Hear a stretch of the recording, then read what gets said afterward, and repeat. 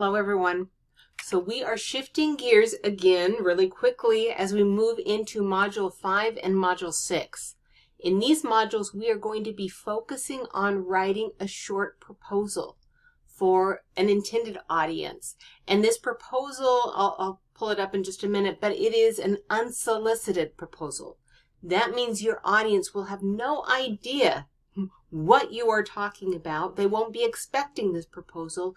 And so the burden will be on your shoulders as a writer to be able to identify an issue or a situation where you can propose some type of improvement and be able to express that need and the details of your proposal in writing. And that's such a valuable skill to develop. That is such a valuable skill for any kind of field or business or corporation. So before we get into that, I'm looking kind of down on our Module 5. I'm not going to open everything. This is where the video will be. A reminder to please start on your networking, on your e-networking project. Remember, you don't have to meet anyone in person. This is all through either like social media, like LinkedIn, or something where you will virtually connect with a professional and introduce yourself and get a response.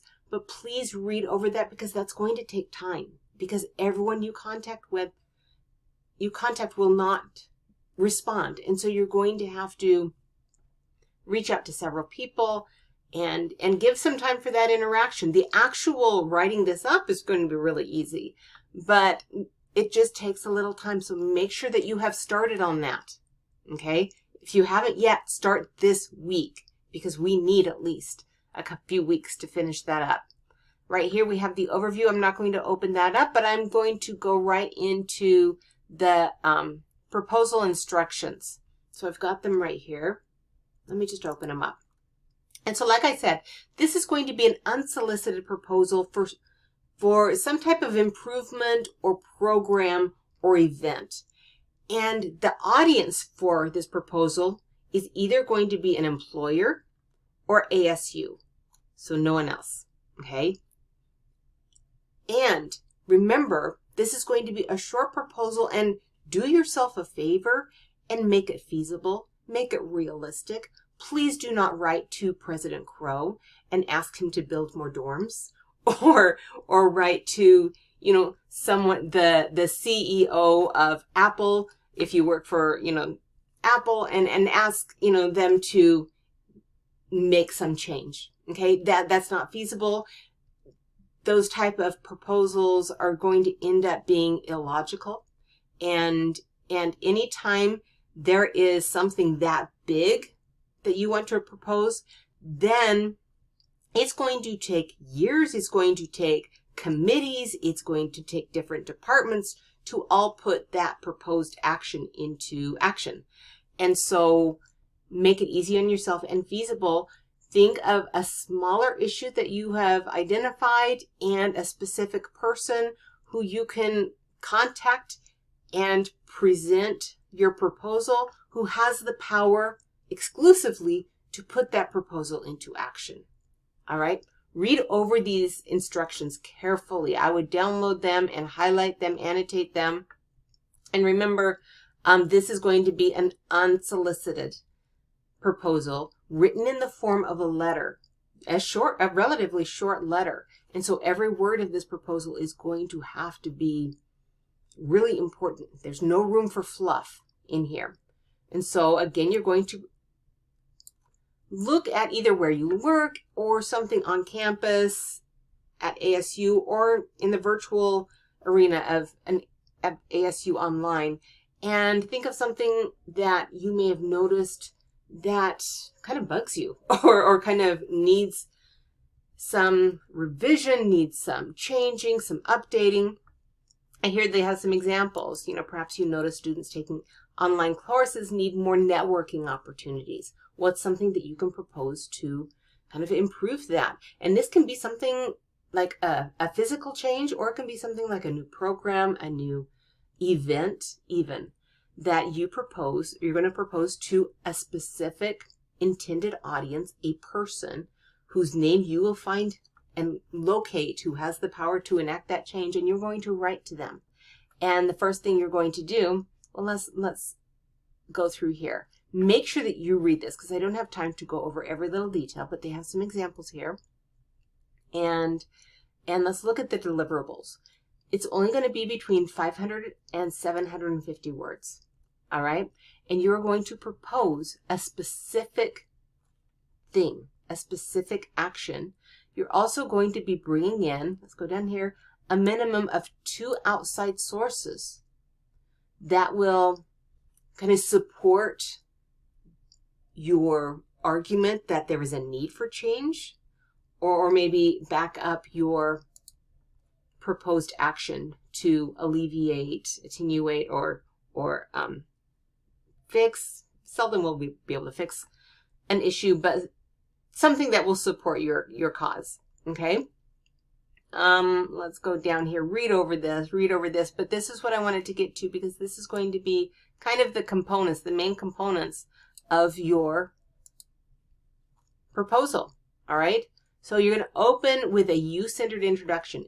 Remember, you're writing to an individual. Okay. Who is that individual? What department do they work for? What do they value? What do they care about? Tap into that. Use that when you address them. All right. Discuss your position. Who are you? Introduce yourself. This is unsolicited. So introduce yourself and why you're a stakeholder, why you're involved. You know, you work for them, you're a student. Let them know who you are and establish your ethos. Identify the need. That means explain the problem. Don't just jump into a solution. You have to make the argument that there is an issue that needs, improvement. So take time to do that. And then your suggestions. But offer details. All right. What is the change? Who is going to fund it? Who's going to be in charge of it? What are some of the details that need to be enacted for this proposed action to, take place, to be put into place? Let's see, bring in that data from your sources and then conclude politely. And then even though you wouldn't normally in a letter, you are going to include your reference list, okay, here. And again, read over all of this information. Again, it's going to be, make it feasible, so make it smaller.